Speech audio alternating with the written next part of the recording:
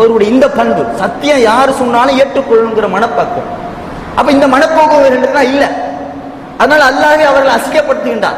அவர்கள் வாயாலேயே சத்தியத்தை முழங்குமாறு அவர் செய்கின்றார். எதை அசத்தியம் என்று சொன்னார்களோ, எந்த சத்தியத்தை பார்த்து இது தவறானது, இது கோணலானது, இவர்கள் மக்களை திசை திருப்புகிறார் என்று சொன்னார்களோ, அந்த சத்தியத்தை அவர்கள் வாயிலே மொழிந்து இது சரியானதுதான் என்று சொல்லக்கூடிய நிலைமைக்கலாம் அல்லாஹ் தள்ளிவிட்டான.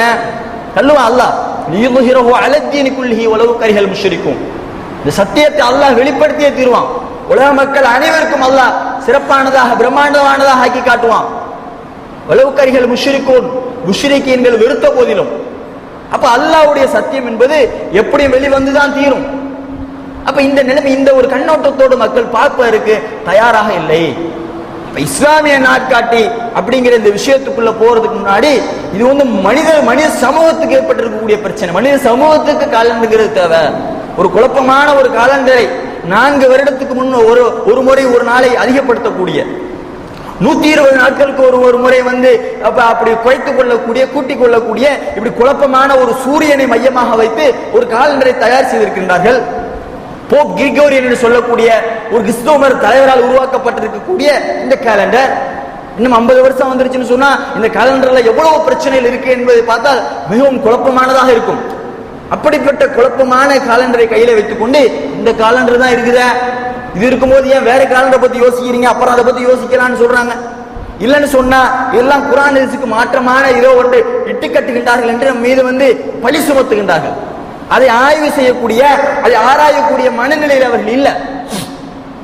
அல்லாஹ் திருமறை குர்ஆனில எல்லா விஷயத்துக்கும் தீர்வு வைத்திருக்கிறான. இந்த காலண்டருடைய விஷயத்துல அல்லாஹ் தெளிவான ஒரு வாசகத்தை போறான். இன்ன இத்தத்த ஷுஹூரி இந்தல்லாஹி 12 ஷஹரன் ஃபீ கிதாபில்லாஹி யௌம ஹலகஸ் ஸமாவாதி வல் அர்த். வானங்களும் பூமியும் படைக்கப்பட்ட அந்நாளிலிருந்து அல்லாஹ்வுடைய பதிவு புத்தகத்திலே மாதம் என்பது 12 தான். மாதம் அப்படிங்கிறது 10, 9, 8, 11 கிடையாது, 12 தான். அது எப்பல இருந்து? ஆதம் நபி படைக்கப்பட்டதுக்கு அப்புறமா, ரசூல் ஸல்லல்லாஹு அலைஹி வஸல்லம் அவர்களுடைய காலகட்டத்துக்கு அப்புறமா, இல்ல ஹிஜ்ரி என்று துவக்கப்பட்ட உமர் ரலியல்லாஹு காலகட்டத்தில் அப்புறமா, இல்ல ஹிஜ்ரா கமிட்டி துவங்கப்பட்ட காலகட்டத்தில் இருந்தா? கிடையவே கிடையாது. வானங்களையும் பூமியும் படைக்கப்பட்ட அந்த நாளில் இருந்து மனிதனுக்கு தேவையான காலண்டருடைய சிஸ்டமேட்டிக் அல்லாஹ் படைத்து வச்சுட்டான். மாசம்னா 12 தான். அந்த மாதத்துல ஒரு மாதம் 29 இருக்கும், ஒரு மாதம் 30 இருக்கும். இதுதான் அந்த காலண்டருடைய ஒட்டுமொத்த பேசிக்கையுமே அல்லாஹ் உடைச்சு போட்டுட்டான். இன்ன இத்தத்த ஷுஹூரி இந்தல்லாஹி 12. நிச்சயமாக 12 மாதங்களுடைய எண்ணிக்கை என்பது 12ஆக இருக்கின்றது என்று அல்லாஹ் திருமறையில சொல்கிறான். இந்த மாதங்களுடைய எண்ணிக்கை 12ஆக இருந்தாலும் ஒவ்வொரு நாளுடைய துவக்கம் எது, ஒவ்வொரு நாளுடைய முடிவு எது, பிறைகள் மாறி மாறி வந்து கொண்டே இருக்கின்றத என்பதை பற்றி சொல்லும் பொழுது சஹாபாக்கள் தினமும் ஆய்வு செய்கின்றார்கள். பிறைய பார்த்து நோன்பு வைக்கணும், பிறைய பார்த்து தான் நோன்பு விடணும், இவர்கள் பிறைய பார்க்கவே கூடாதுன்னு சொல்றாங்க. என்னமோ ரசூல்லா காலகட்டத்துல தெரிஞ்ச பேரை இன்றைக்கு தெரியாதுன்னு இவங்க சொல்றாங்க. இவருடைய அறிவு கண்ணுக்கு மட்டும் அந்த பேரை தெரிஞ்சிருச்சுன்னு சொல்லி நம்ம மீது குற்றச்சாட்டு வைக்கக்கூடியவர்கள், பிறையை பார்ப்போன்னு ரொம்ப அடம் பிடிக்கக்கூடியவர்கள் ஒரு காலகட்டத்தில் இவங்க பிறைய பார்க்கவே மாட்டாங்க. இன்னும் சொல்ல போனால் பிறை கணக்கில் இருக்கக்கூடியவர்கள் தான் அதிகமாக பிறை பார்க்கிறாங்க. இன்னைக்கு பிற பாத்தீங்களா, இன்னைக்கு காலண்டர் பாத்தீங்களா, பிற சரியா இருக்குதா என்று சொல்லி அதிகமான எண்ணிக்கையில பிறை பார்க்கக்கூடியவர்களுடைய எண்ணிக்கை இருக்கு என்று சொன்னால் அது பிறை கணக்கில் இருக்கக்கூடியவர்களுக்கு தான். அது மாற்றுக்கிறதுக்கு இடமே இல்லை. ஆனால் பிறையை பார்க்கணும்னு சொல்லக்கூடிய கூற்று ஒண்ணு, அதை செயல்படுத்தக்கூடியவர்கள் ஒண்ணு. அல்லாஹ் திருமறை குர்ஆனில் சொல்லி காட்டுகிறேன். அல்லாஹ் திருமறை குர்ஆனில் சொல்லி காட்டுகிறேன், நீங்க சொல்லாத பிறருக்கு செய்யாதே பிறருக்கு சொல்றீங்க. லிமா தகூலுன மா லா தஃஅலூன், நீங்கள் செய்யாத ஒன்றை மக்களுக்கே பிறருக்கே சொல்லுகின்றீர்கள் அல்லாஹ் சொல்லி காட்டுகிறான். அப்ப அவங்க பிறைய பார்க்கிறதே இல்ல, ஆனா பிறைய பார்க்கணும் அப்படிங்கிற சொல்றாங்க. நீங்க பிறை பார்த்தீங்களா என்று கேட்டா, நாங்க தான் பிறைக்குன்னு ஒரு கமிட்டி ஒன்று ஏற்பாடு பண்ணியிருக்கிறோம். அவங்க ஒவ்வொரு மாசமும் எங்களுக்கு ஸ்டேட்மெண்ட் கொடுத்துருவாங்க. அதை எங்க மாத இதழிலயோ வார இதழிலயோ நாங்க போட்டுருவோம். பிறை குழு என்று ரசூல் ஸல்லல்லாஹு அலைஹி வஸல்லம் ஏற்படுத்தினாங்களா? பிறை குழுவை ஏற்படுத்தி ஒவ்வொரு நாளும் மகரிபு தொழுதுட்டு போய் பிறைய பார்த்துட்டு வாங்க. மகரிபு தொழுகையில பிறை தெரியறதுனால மகரிபு ஒரு சாரார் தொழுங்க, ஒரு சாரார் போய் பிறைய பாருங்கன்னு சொல்லி ஒரு சாரார் அனுப்பிச்சு வச்சாங்களா? இல்ல ஒட்டுமொத்தமாகவே பிறைய போய் பார்த்துருவோம், மகரிபு தொழுகை லேட் ஆனாலும் பரவாயில்ல, பிறை நம்ம கண்ணில் தென்பற்றணும் அப்படின்னு சொல்லி ஏதாவது ஏற்படுத்தினாங்களா? அப்படி எந்த ஒரு இதுக்குன்னு ஒரு ரிஸ்க் எடுத்து ஒரு கூட்டத்தை ஒரு சாரார ஒரு குழுவை ஏற்படுத்தினா ஆதாரமே இல்லையா? எல்லாத்துக்கும் ஆதாரம் கேட்கக்கூடிய நீங்கள் இதை எந்த ஆதாரத்தின் அடிப்படையில் நீங்க செய்தீர்கள்? ஆதாரம் கேட்கிறது நியாயமான விஷயம்தான், ஆனால் நீங்க செய்யக்கூடியதுக்கு ஆதாரமே இல்லையே. அவன் இப்படிப்பட்ட ஒரு மோசமான ஒரு குழப்பமான தாங்கள் இருக்கக்கூடிய நிலைப்பாட்டில் குழப்பம் மிஞ்சுகின்றது. அவர் இடத்துல அவர்கள் பேசக்கூடிய பேச்சிலையும் குழப்பம் மிஞ்சுகின்றது. சத்தியத்தில் தான் இருக்கிறாங்களாங்கிற சந்தேகத்தோடய அவர்கள் அவங்களுடைய வார்த்தையிலிருந்து வெளிப்படுகின்றது. அப்ப பிறைகளை பார்க்காமலேயே பிறையை பாருங்கன்னு சொல்லி ஒரு கருத்தை வலியுறுத்துகின்றார்கள். ஆனால் சஹாபாக்கள் அன்றைய காலகட்டத்துடைய மக்கள் பிறைய தினமும் பார்க்கிறாங்க. அல்லாஹ் இதுல எதை சொல்ல வர்றான்? ஒவ்வொரு நாளுக்கும் ஒவ்வொரு திசைகளில ஒவ்வொரு கோணகட்டத்தில் ஒவ்வொரு வடிவத்தில் பிறை தென்படுகின்றது. இதனுடைய அவசியம் என்ன என்று புரிந்து கொள்வதற்காக அல்லாஹ் திருமறையில் சொல்கின்றான், நபியே உம்மிடத்தில் பிறைகளை பற்றி உம்மிடத்தில் கேட்கிறார்கள். நீ பார்க்கிற மூன்றாம் பிறைய முதல் பிறைய பார்த்துட்டு ஒரு பிறைய பார்த்துட்டு கேட்கல. ஒரு பிறைன்னு சொன்னா ஹிலால், அஹில்லா என்று சொன்னால் அதனுடைய பன்மை. பிறைகள் பிறைகளை ஒட்டுமொத்த துவக்கத்திலிருந்து முதல் பிறையிலிருந்து ருஜூனுல் கதில் வரைக்கும் கடைசி பிறைய வரைக்கும் பார்த்துட்டு இதனுடைய மெசேஜ் என்னன்னு கேட்கிறாங்க அல்லாஹ்வின் தூதர். அதுக்கு தான் அல்லாஹ் விளக்கத்தை சொல்றான். அப்ப அவர்கள் அந்த அளவுக்கு பிறையை பார்த்து தமது வாழ்வியலை நடைமுறைப்படுத்தினார்கள். அப்ப அந்த ஹதீஸை நடைமுறைப்படுத்த வேண்டும் என்று சொல்லக்கூடிய நீங்கள் ஏன் பிறைய பார்க்கறது இல்ல? குல் ஹிய மவாகித்து லின்னாஸ் வல் ஹஜ், நபியே நீங்க சொல்லுங்க, அது மனித குலத்தின் நாட்காட்டியாக இருக்குது. நீ பார்க்கிற பிறை இருக்குத அதுதான் நாட்காட்டி. அந்த நாட்காட்டியை நீ அதன் மூலமாகத்தான் தீர்மானிக்க முடியும். ஒரு ஹஜ்ஜுடைய காலகட்டம் மனிதனுக்கு ரொம்ப முக்கியமான ஒரு கடமை, முக்கியமான கட்டத்திற்கு அழைத்து போகக்கூடிய, அவனை இறையச்சத்தோடு பரிசுத்தமான உள்ளத்தோடு வார்த்தெடுக்கக்கூடிய ஒரு முக்கியமான கட்டம் ஹஜ். அந்த ஹஜ்ஜுடைய பணியை, அந்த ஹஜ்ஜுடைய காலகட்டத்தை தெளிவாக விவரிக்கக்கூடியதும் இந்த பிறைகள் தான் என்று மக்களுக்கு நீங்க சொல்லுங்கன்னு சொல்லி அல்லாஹ் சொல்கின்றான். அப்ப பிறைகள் தான் மனித சமூகத்துடைய நாட்காட்டிங்கிறது அல்லாஹ்வுடைய வாயில அல்லாஹ் திருமறை குர்ஆனில் சொல்லிட்டான். இந்த வசனத்தை பத்தி எல்லாம் கேட்டா இதுக்கெல்லாம் விளக்கமே கிடையாது. அவர்கள் எழுதக்கூடிய புத்தகத்திலையும் சரி, அவர்கள் பேசக்கூடிய சீடிகளிலும் சரி, இந்த வசனத்துக்கெல்லாம் விளக்கமே இருக்காது. இதை பத்தி எல்லாம் கேள்வி கேட்டால் மழுப்பலான வேறு சில கேள்விகளிலே அவர் நம்ம திசை மாறி செய்து கொள்வார்கள். அல்லாஹ் மனித குலத்தின் நாட்காட்டின்னு சொல்றானே, என்ன நாட்காட்டி? அப்ப ஏன் நீ இப்படி வேற ஒரு நாட்காட்டியை பிரிண்ட் செய்து வைக்கிற? அப்ப அல்லாஹ் சொல்கின்றான் தெளிவான நாட்காட்டி இது என்று சொல்லிட்டான். ஆனால் அவர்கள் அச்சிடக்கூடிய நாட்காட்டியில பின்பக்கம் பார்த்தீங்கன்னா எழுதுவாங்க, நாங்கள் பிறையினுடைய சரி நாட்காட்டிங்கிறது பிறைய தினமும் பார்த்து பார்த்து முடிவு செய்யக்கூடியதுன்னு சொல்லிட்டேன்.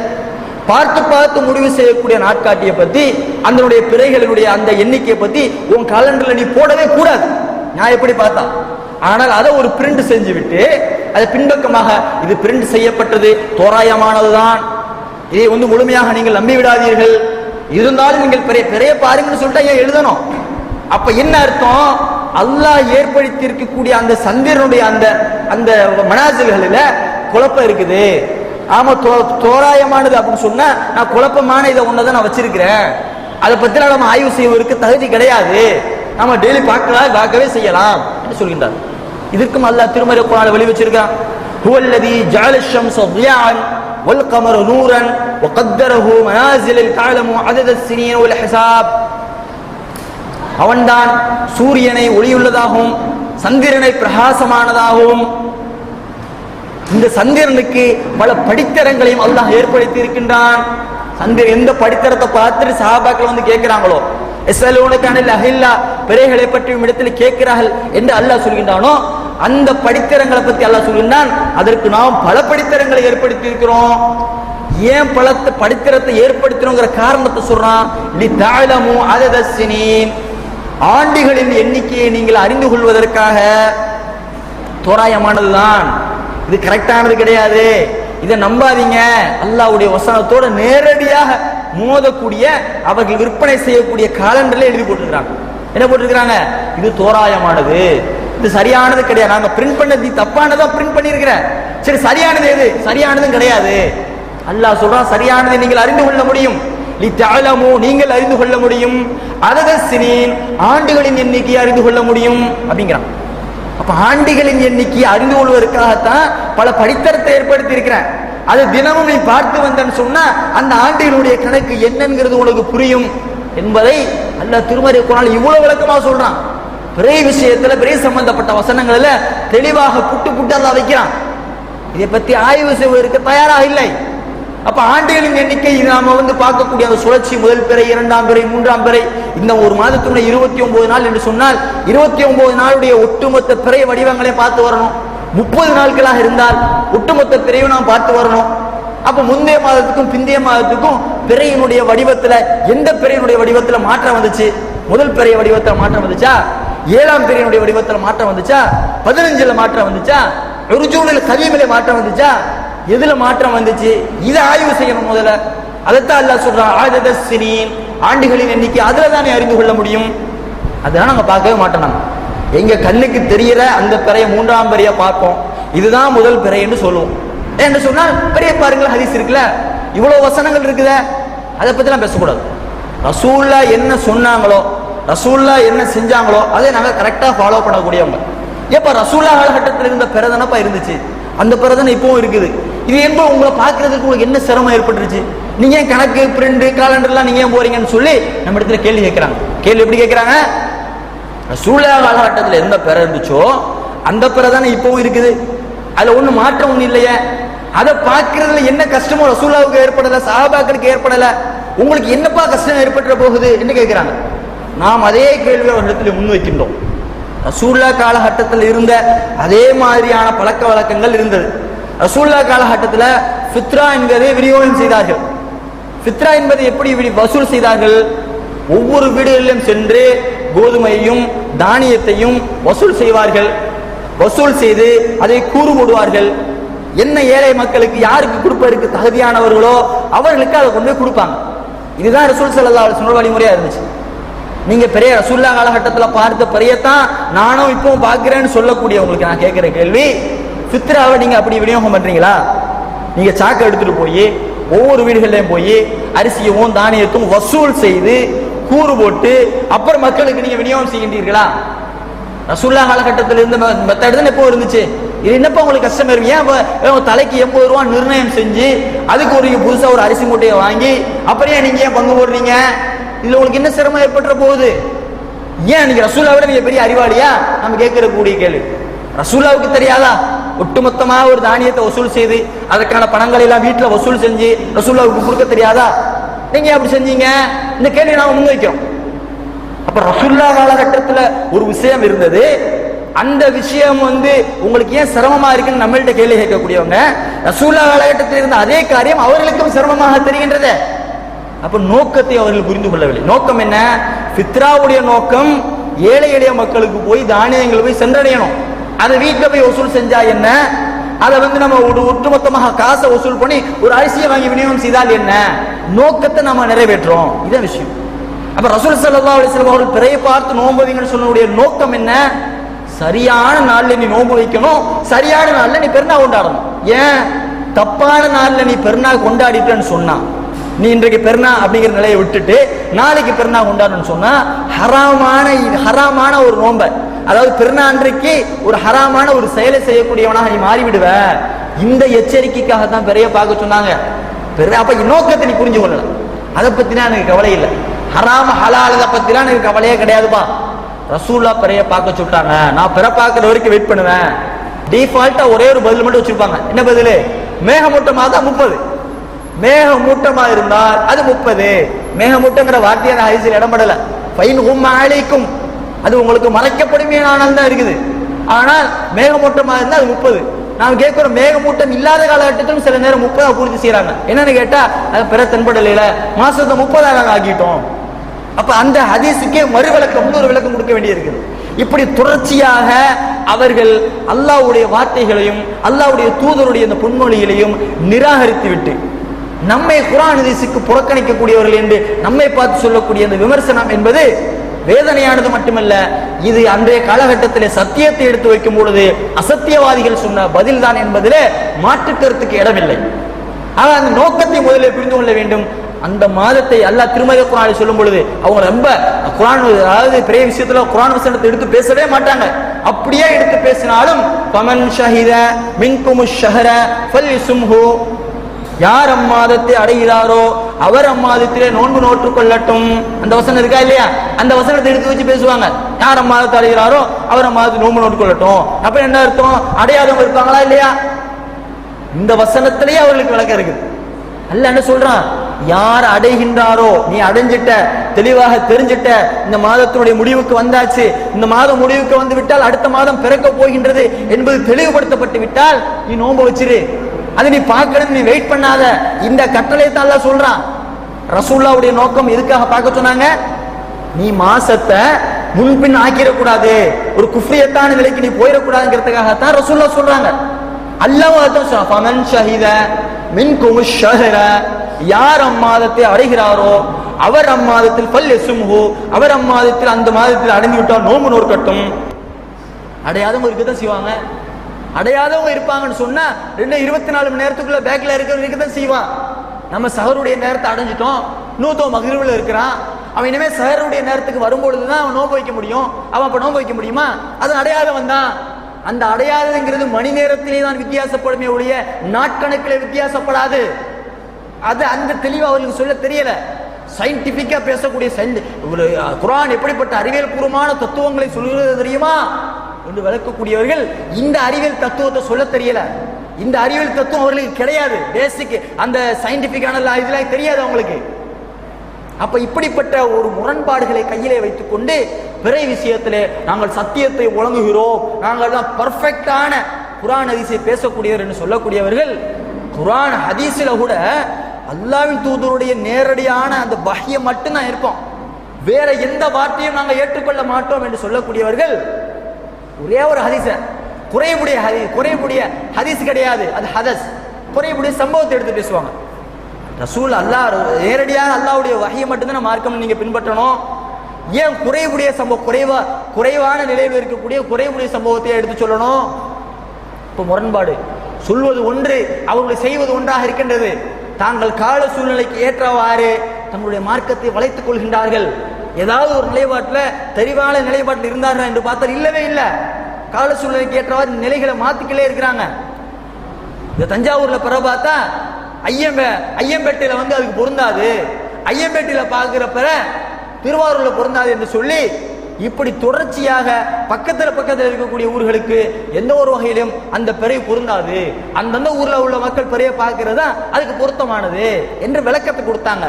அப்பமும் பிறைய பார்த்து வைங்க நோன்பு வைங்க, பிறைய பார்த்து நோன்பு விடுங்க, ஹதீஸை தான் ஆதாரமா காட்டாங்க.